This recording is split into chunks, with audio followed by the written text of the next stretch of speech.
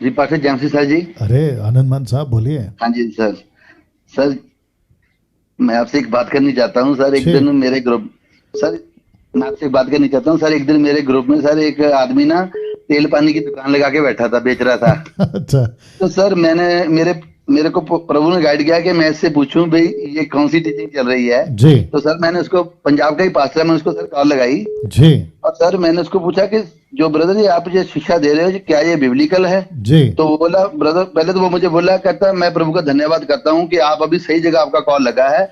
आप गलत दिशा में थे। मैं कहा ब्रदर आपने ये कैसे अंदाजा लगा लिया कि मैं अच्छा। गलत दिशा में था? हाँ। तो मुझे कहता है कि आप बताइए कि ये बाइबल अकॉर्डिंग नहीं है, कैसे नहीं है? मैंने कहा अच्छा। ब्रदर यीशु मसीह ने कहाँ तेल पानी बेचा है? जी। यीशु मसीह ने अपना वचन दिया है जिसको भी दिया है।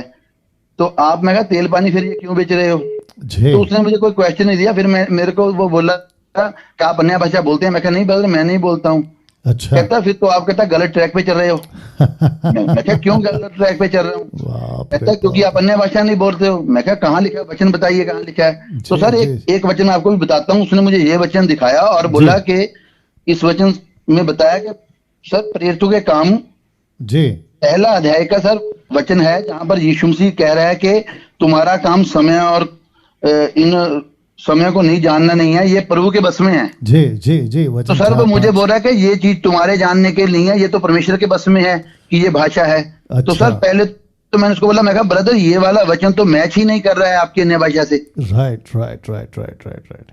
तो मैंने उसको बोला ब्रदर आपकी जो टीचिंग है, जो नॉन बिब्लिकल है, ये बिब्लिकल। एक सेकंड, एक सेकंड आनंद मान साहब, जो वचन उन्होंने बताया ना कि इस समय को जानना, वचन 6 में शायद, इस बात को जानना नहीं जानना ये परमेश्वर के हाथ में है, तो फिर वो आपको क्यों पूछ रहा है कि तुम अन्य भाषा में बात करते हो? जब यीशु ने बोल दिया कि आपको नहीं जानना है, तो फिर इसको, ये आपको क्यों पूछ रहा था?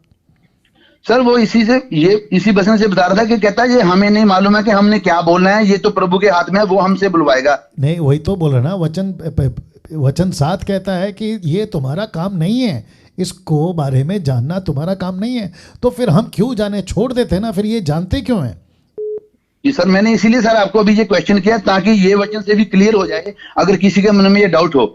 जी, तो मैं चाहता हूं कि मैं पढ़वा देता हूं। मूर्ख, मूर्ख है वो आनंदमान साहब, वो जो भी आदमी है ना, मूर्ख है वो। मैं आपको बताता हूं क्यों मूर्ख है वो। एक्ट चैप्टर 1:7 कहता है, क्योंकि 6 में उन्होंने पूछा, चेलों ने पूछा इकट्ठे होकर, हे प्रभु क्या तू इसी समय इजराइल के राज्य को फेर देगा? वचन 7 में यीशु ने उनसे कहा उन समयों या कालों को जानना जिनको पिता ने अपने ही अधिकार में रखा है तुम्हारा काम नहीं है। सबसे पहली बात, ये वचन अन्य भाषा से कोसों दूर है, जमीन आसमान का फर्क है। बात यहाँ पे अलग है, कॉन्टेक्स्ट अलग है। इजराइल का राज्य की बात हो रहा है, यीशु के रिटर्न्स की बात हो रही है, इसको जोड़ दिया अन्य भाषा, इसलिए काम मूर्ख है। दूसरी बात, अगर इस वचन को लेकर भी वो कहता है ना, क्योंकि जितने दर्शक हैं मैं उनसे बात कर रहा हूँ, अगर वो कहता भी है तो फिर यीशु ने कहा कि तुम्हारा काम नहीं है जानना। तो फिर जब हमारा काम ही नहीं है जानना, उसके मुताबिक ये वचन को ले रहा है, तो फिर हम चुप बैठे हैं, हम इसके ऊपर जाएं क्यों?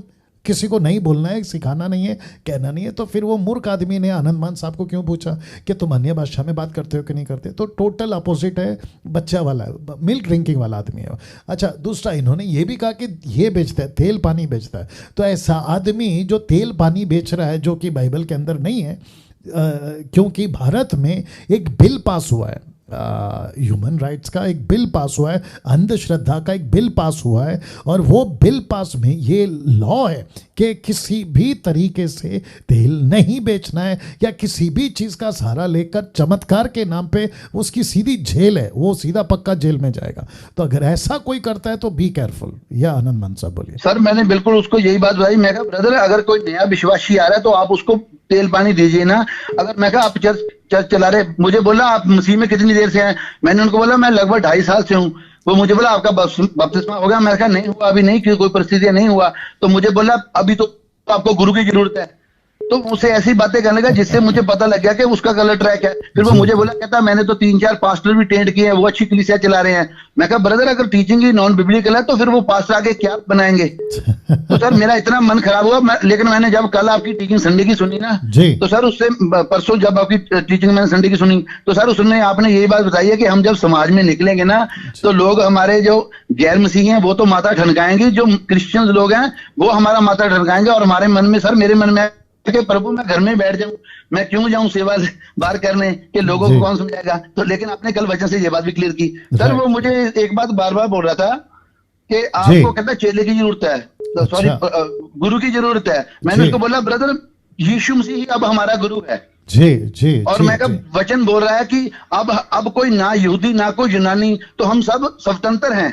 जी तो मैंने सर उससे ये 2-3 बातें की और उसके बाद एंड में वो मुझे बोला कि आप प्रभु के दास से गलत बात कर रहे हो, आपको प्रभु का दास शराब देता है। सर वो इस बातों पे आ गया, वो एंड में तो मुझे शराब दे के चला गया। तो मैंने कहा एक सेकंड आनंदमान साहब, एक सेकंड। आपने सुना दोस्तों, 1200 लोग जो देख रहे हैं, आपको बता दूं कि एक बंदा है, सेवक बोलता है खुद को, और वो कहता है कि तू प्रभु के दास से गलत बात कर रहा है, तो प्रभु का दास तेरे को शराब दे रहा है।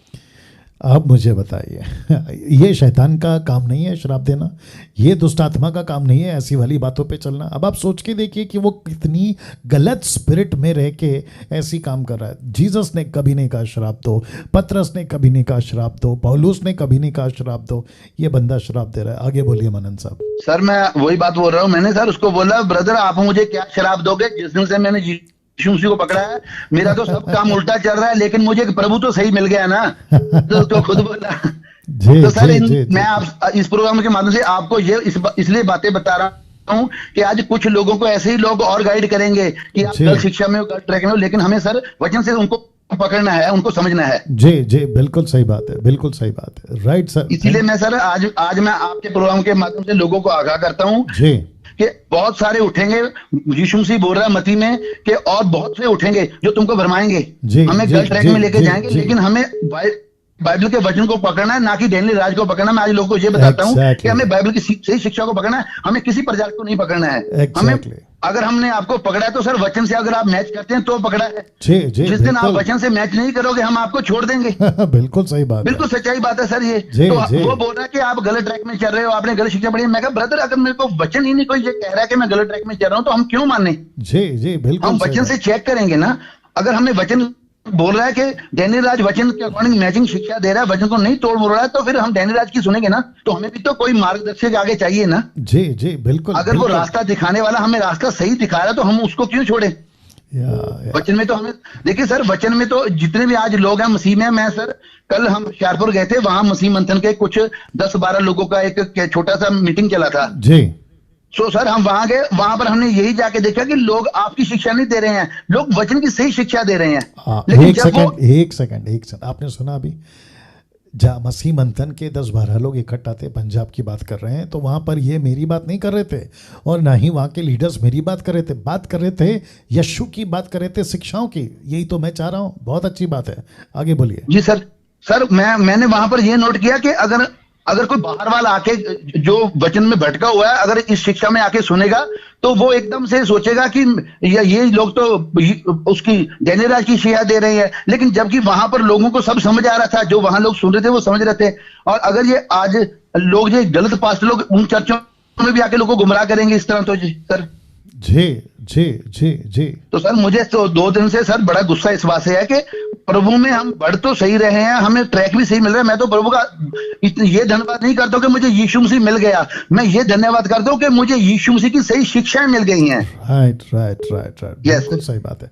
चलिए बहुत अच्छी बात है। तो है आप सर थोड़ा लोगों को ना इसके बारे में अवेयरनेस जरूर कीजिए, समय समय में हम भी आपको फोन करेंगे, लेकिन थोड़ा लोगों को ना ये सर कुछ लोग पास्टर भड़का रहे हैं। जी तो वो वचन गलत, जैसे मैंने अभी बताया ना कि उन्होंने रसूलों के कर्तव्य 1 अध्याय 7वां वचन को तोड़ मरोड़ दिया। तो अगर मैं आप शिक्षा में पक्का नहीं होता तो मैं ट्विस्ट हो जाना था, लेकिन मैं बना रहा। बिल्कुल बहुत अच्छी बात है, बहुत अच्छी बात है जी। चलिए थैंक यू आनंद। जी sir, thank you sir, thank you. Okay next.